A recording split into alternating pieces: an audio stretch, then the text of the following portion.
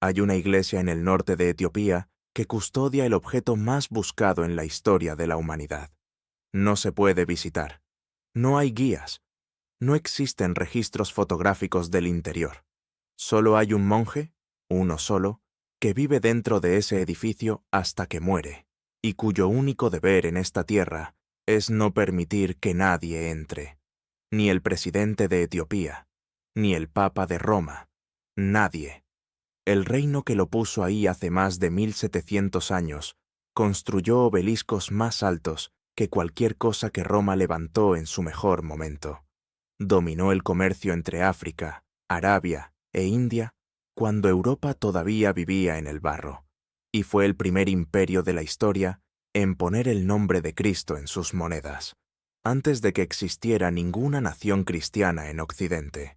Se llamaba Aksum, y el mundo decidió olvidarlo. Esa no es una coincidencia. La piedra llegó tallada desde el río. Pesaba lo que pesan 3 hombres juntos, y el rey la quería en la plaza donde todos pudieran leerla.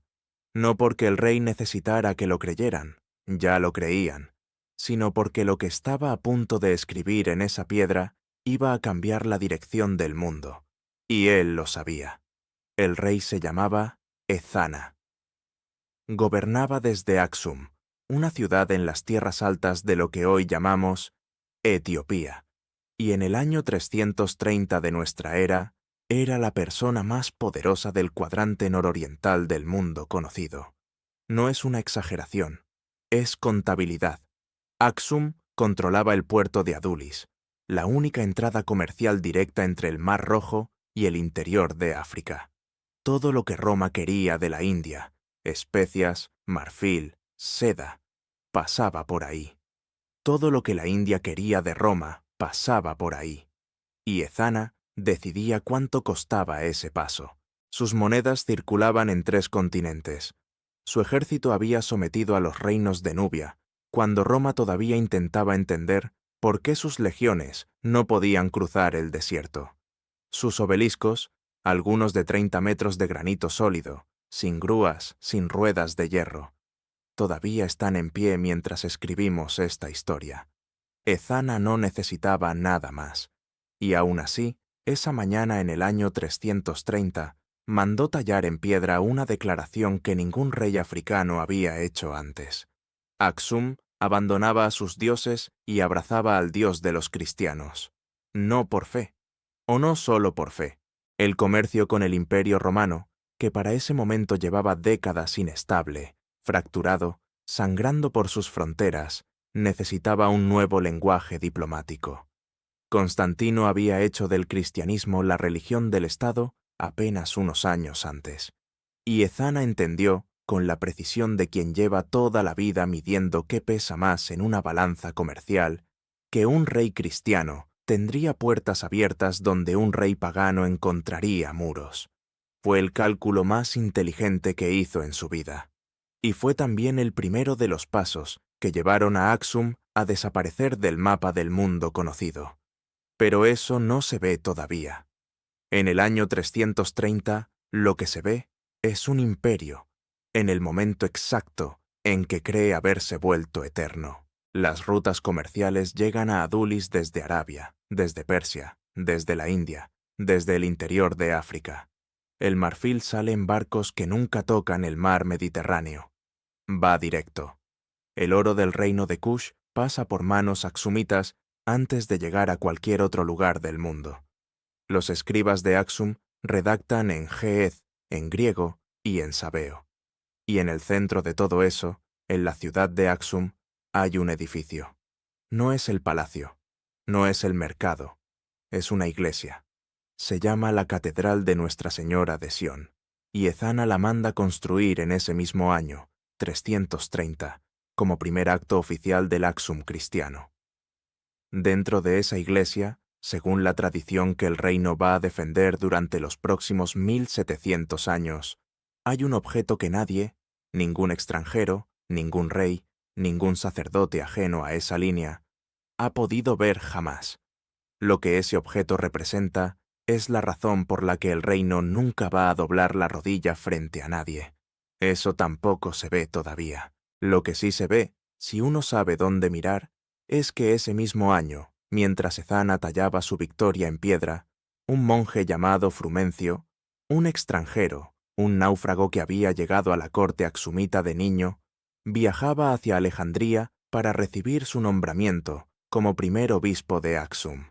La iglesia de Axum nació mirando hacia afuera. Esa dirección de la mirada, hacia Alejandría, hacia Roma, hacia el Mediterráneo, iba a costarle al imperio todo lo que tenía. Pero en el año 330 nadie podía saberlo. En el año 330, Ezana mandó clavar su declaración en piedra y regresó al palacio convencido de haber asegurado el futuro de su reino para siempre. Hay algo en ese gesto, la mano sobre la piedra, la convicción absoluta, que merece una pregunta que nadie ha respondido todavía de forma satisfactoria. ¿La adopción del cristianismo fue el mayor logro de Axum o fue la primera piedra de su colapso? La piedra sigue en pie. La respuesta, todavía no. El año 622. Una ciudad en Arabia. Un hombre sale de noche con 2 camellos y no mira atrás. No hay ejército detrás de él. No hay persecución todavía. Solo hay un hombre que abandona la ciudad donde nació y donde enterró a sus hijos, convencido de que lo que viene a continuación va a reorganizar el mundo. Su nombre es Mahoma.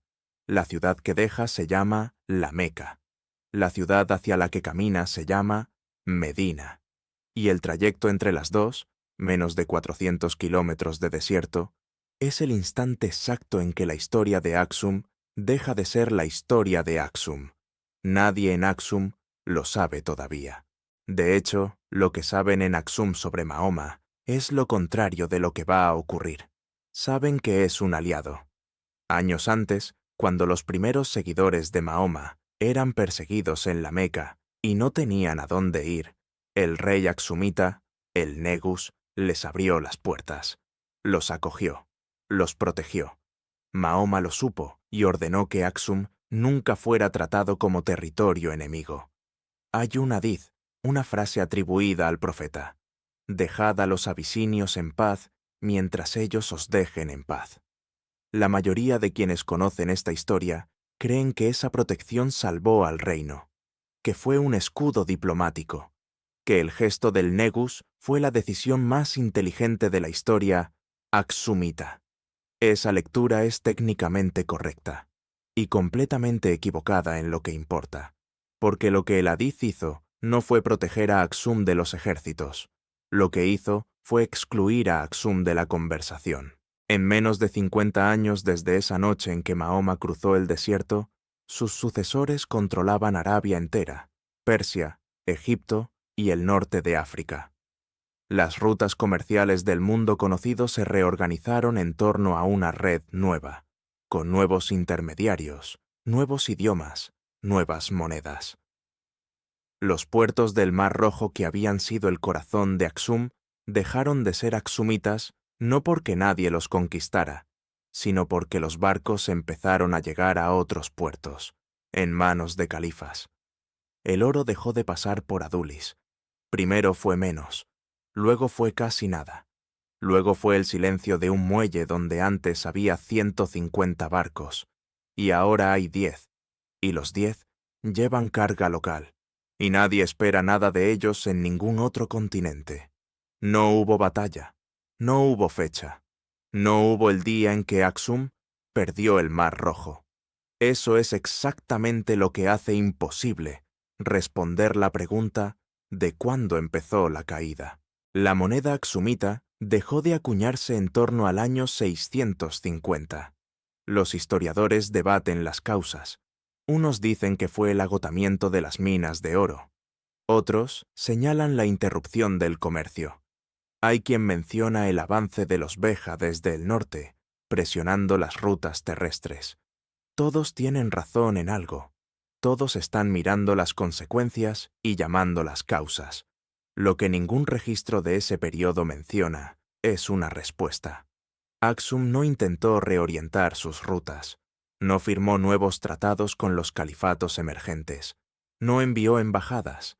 No cambió su moneda por otra que pudiera circular en el nuevo sistema. Siguió mirando hacia Alejandría, hacia una Roma que llevaba 2 siglos fracturada y ya no era el centro de nada. En el año 698, Cartago cayó.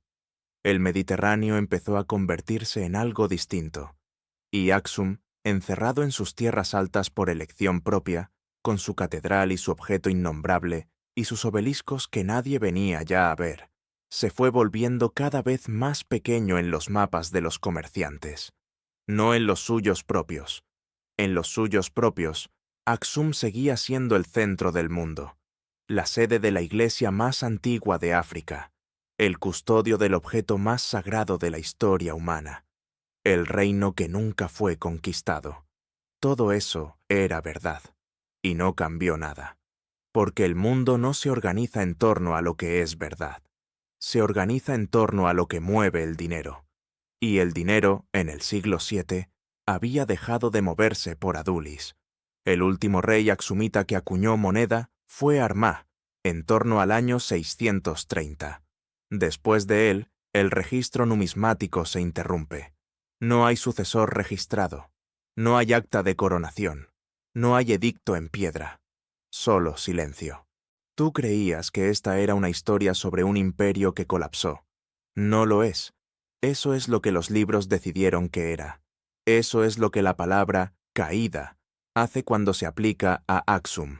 Convierte un proceso de 3 siglos en un evento puntual, como si hubiera una fecha, un rey, una batalla. Como si hubiera un momento en que alguien dijera, aquí terminó. Pero ningún imperio que dura 900 años termina en un momento, termina en una decisión. Y la decisión de Axum no fue morir, fue retirarse. Entiende lo que eso significa. Los reinos que colapsan lo hacen porque los vencen desde fuera o porque se destruyen desde dentro. Axum no fue vencido. No hay un ejército extranjero que cruzara sus montañas y tomara su capital. No hay un rey que firmara una rendición. Lo que hay, si uno lee los registros con la pregunta correcta, es un reino que paulatinamente dejó de necesitar que el mundo exterior existiera. Y eso no es debilidad, es la trampa más elegante que una civilización puede construirse a sí misma.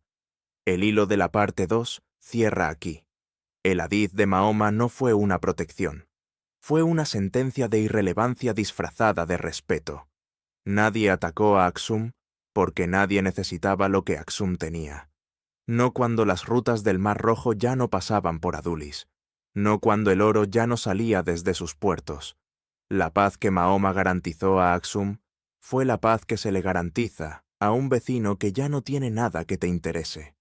Mientras tanto, Axum miraba hacia adentro, y hacia adentro había algo que ningún califa, ningún emperador romano, ningún rey persa había podido quitarle. Una identidad tan antigua y tan densa que no necesitaba validación exterior para seguir siendo real. El idioma Ge'ez, que los sacerdotes seguían usando en la liturgia cuando ya nadie lo hablaba en la calle. Los obeliscos que seguían apuntando al cielo, aunque ningún comerciante extranjero llegara ya a verlos. La catedral. El monje. El objeto que nadie podía ver y que precisamente por eso tenía más poder que cualquier cosa que se pudiera exhibir. Hay una palabra en la lengua tigriña, una de las lenguas de Etiopía que desciende directamente del Ge'ez, que no tiene traducción exacta al español. Hagare, Hager. Significa patria, pero también tierra, también comunidad, también algo que se defiende no con armas, sino con la memoria de lo que eres. Los pueblos que tienen esa palabra no la usan cuando están seguros, la usan cuando están solos. Axum, en el siglo VIII, estaba solo, y usó esa palabra. Lo que los historiadores llaman el período oscuro de Axum, los siglos VIII, IX y X, cuando casi no hay registros escritos, cuando las ciudades parecen haberse contraído y la presencia axumita en el comercio internacional es casi nula. No es un vacío, es una elección de invisibilidad, un reino que decide que sobrevivir es más importante que brillar, y sobrevivió. Pero la trampa no está en la retirada. La trampa está en lo que ocurre después. Porque un reino que se vuelve invisible para protegerse, acaba siendo invisible también para sí mismo. Las generaciones que crecen sin comercio exterior no saben cómo se hace. Las rutas que se abandonan se cubren de maleza. Los puertos que dejan de usarse se llenan de silencio. Y cuando el mundo vuelve a mirar, siglos después, con barcos portugueses y ambiciones de especias, el reino que había sido el árbitro del comercio mundial entre África, Arabia e India, ya no sabe cómo responder a esa mirada. Aquí es donde la historia se rompe de verdad, no en el silencio del siglo VIII, sino en lo que ese silencio hizo a las generaciones que vinieron después, las que heredaron la catedral y el monje y el objeto innombrable, pero no heredaron las rutas ni los idiomas ni los tratados, las que recibieron la identidad sin el poder que la había construido. Y aún así, esto es lo que nadie termina de explicar, nunca fueron colonizadas. Hay algo en ese edificio del que nadie puede hablar, algo en ese objeto que nadie puede ver, que parece haber funcionado como ancla durante 1700 años de historia, que debería haber destruido todo lo que Ezana construyó. ¿Qué es lo que un pueblo guarda cuando decide volverse invisible para sobrevivir? ¿Y qué le cuesta? El cálculo de Ezana en el año 330 era este. Un rey cristiano tendría aliados en Roma, tendría rutas protegidas, tendría legitimidad en un mundo que se reorganizaba bajo una nueva fe. Era el movimiento correcto en el tablero del siglo IV. Y lo fue. Durante casi 300 años, lo fue. El problema con los cálculos correctos es que caducan, y nadie avisa cuándo caducan. Lo que Ezana no podía saber, lo que nadie puede saber en el momento en que toma una decisión que parece eterna, es que el mundo que justificaba ese cálculo iba a desaparecer antes de que sus bisnietos aprendieran a caminar. Roma no sobrevivió al siglo V. El sistema comercial mediterráneo que hacía de Adulis un nudo indispensable no sobrevivió al siglo VII. Y la identidad cristiana que Ezana cosió a la piel de su reino, no como fe, sino como estrategia, se convirtió en el único lenguaje que Aksum sabía hablar en un mundo que ya no hablaba ese idioma. Eso es la detonación, no una batalla, una obsolescencia.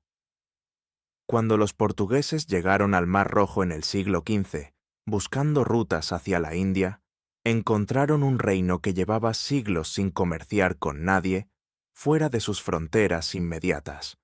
Encontraron una iglesia que guardaba un objeto que nadie podía ver. Encontraron un pueblo que reclamaba descender de Salomón y de la reina de Saba, y cuya legitimidad dependía de esa genealogía de la misma manera en que antes había dependido del control de los puertos. Los portugueses los llamaron el Reino del Preste Juan, una leyenda medieval que hablaba de un rey cristiano perdido en algún lugar de Oriente, rodeado de enemigos infieles, esperando ser rescatado. Europa llevaba siglos buscando a ese rey, y cuando lo encontraron, no encontraron un aliado poderoso. Encontraron un reino que había sobrevivido precisamente porque había aprendido a no necesitar a nadie. Esos dos mundos no podían entenderse. El Portugal del siglo XV llegó con barcos, cañones, tratados, y la convicción de que el comercio era la forma más eficiente de dominar. Aksum, que para entonces se llamaba a sí mismo el Imperio Etíope, pero cuya línea dinástica, cuya iglesia y cuya capital espiritual seguían siendo Aksumitas, llegó a esa conversación con siglos de desconfianza hacia todo lo que viniera de fuera de sus montañas. La alianza que firmaron fue real y fue inútil. Cuando los ejércitos del sultanato, Adali, financiados por el Imperio Otomano, invadieron Etiopía entre los años 1529 y 1543, los portugueses enviaron 400 soldados. 400, contra un ejército que había arrasado 9 de cada 10 iglesias del altiplano, destruido manuscritos que no tenían copia en ningún otro lugar del mundo, quemado ciudades que llevaban siglos en pie. 400 soldados portugueses y el hijo de Vasco de Gama cambiaron el resultado de esa guerra. El sultanato fue derrotado. Etiopía sobrevivió. Pero el precio fue una grieta que tardó siglos en hacerse visible. Los jesuitas que llegaron con los portugueses no vinieron solo a pelear, vinieron a convertir.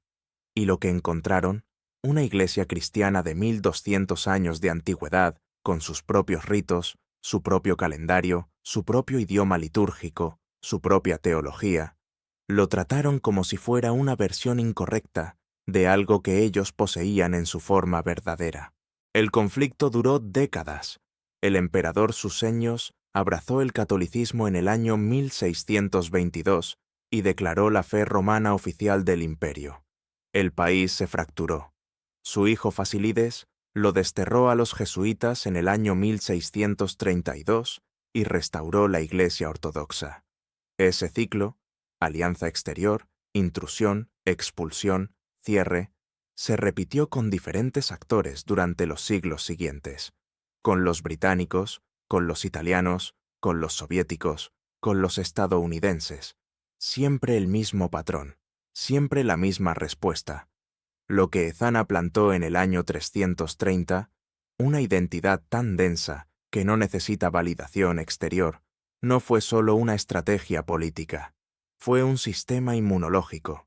Y como todo sistema inmunológico, a veces atacó exactamente lo que intentaba proteger.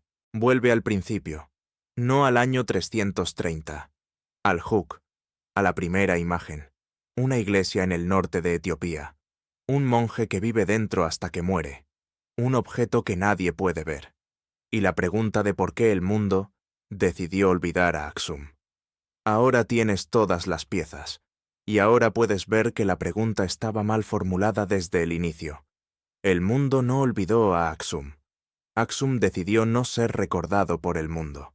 Hay una diferencia, y esa diferencia lo cambia todo. Un pueblo que es olvidado es un pueblo vencido. Un pueblo que elige la invisibilidad es un pueblo que entendió algo sobre la supervivencia que la mayoría de los imperios nunca aprende. Que durar más tiempo que tus enemigos no requiere vencerlos. Requiere estar ahí cuando ellos ya no estén. Roma no está. Persia no está. El califato omeya no está. El sultanato adali no está. El imperio otomano no está. La Italia fascista que invadió Etiopía en el año 1935 y fue expulsada en el año 1941 no está.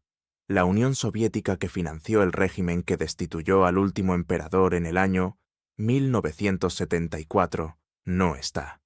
Etiopía está. La línea dinástica que comenzó con Ezana, que se reclamaba descendiente de Salomón y de la reina de Saba, que gobernó bajo distintos nombres y distintas capitales, pero con la misma legitimidad aksumita en su centro. No se interrumpió hasta el año 1974. 1600. 44 años de continuidad dinástica. No hay otro ejemplo comparable en la historia humana documentada. El idioma Ge'ez, que dejó de hablarse en la calle hace más de 1000 años, sigue siendo el idioma de la liturgia de la Iglesia Ortodoxa etíope. Más de 50 millones de personas participan de un rito en un idioma que su civilización decidió preservar cuando ya no servía para el comercio ni para la diplomacia. Solo para esto. Los obeliscos siguen en pie. Uno de ellos fue robado por las tropas de Mussolini en el año 1937 y llevado a Roma, donde estuvo durante casi 70 años frente al Ministerio de Asuntos Exteriores italiano. En el año 2005, Italia lo devolvió. Tardó 3 años más transportarlo y reinstalarlo porque pesaba lo que pesan 160 toneladas de granito y la carretera de acceso a Aksum tuvo que ser reconstruida para soportarlo. Volvió a casa. Como siempre había vuelto todo. Y ahora, la semilla que Ezana plantó en el año 330 detona con su peso completo.